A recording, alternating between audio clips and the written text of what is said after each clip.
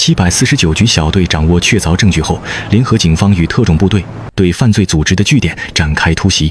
在据点中，他们发现了大量用于邪术仪式的道具和古籍，以及记录着整个阴谋的文件资料。然而，犯罪组织早已做好负隅顽抗的准备。据点周围不仅设置了重重陷阱，还配备了武装人员。激烈的战斗在荒漠中爆发，双方展开了殊死搏斗。陈天野带领队员们突破敌人的防线，与武装人员展开近身枪战。赵铁成利用专业技能破解敌人的防御系统，摧毁关键设施。周玄策和林宇威则深入核心区域，寻找邪阵的中枢。在战斗过程中，林宇威因过度使用异能，体力不支陷入昏迷。陈天野等人拼死保护，才将他从敌人的围攻中救出。经过数小时的激战，小队终于找到了邪阵的中枢，一座隐藏在地下的神秘祭坛。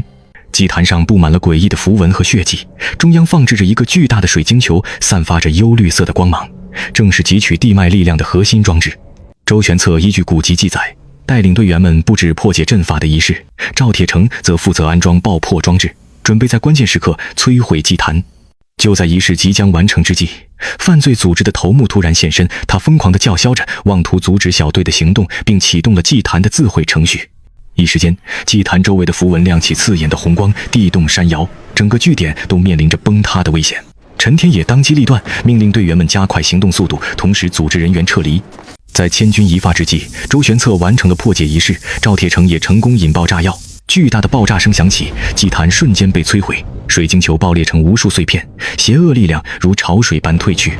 那些被操控的怨灵也在光芒中消散，风力发电机停止了疯狂运转，逐渐恢复正常。随着阴谋被粉碎，祁连山余脉的地脉之气开始慢慢恢复。不久后，这片荒漠迎来了一场罕见的大雨，雨水滋润着干涸的土地，仿佛洗去了一切邪恶与阴霾。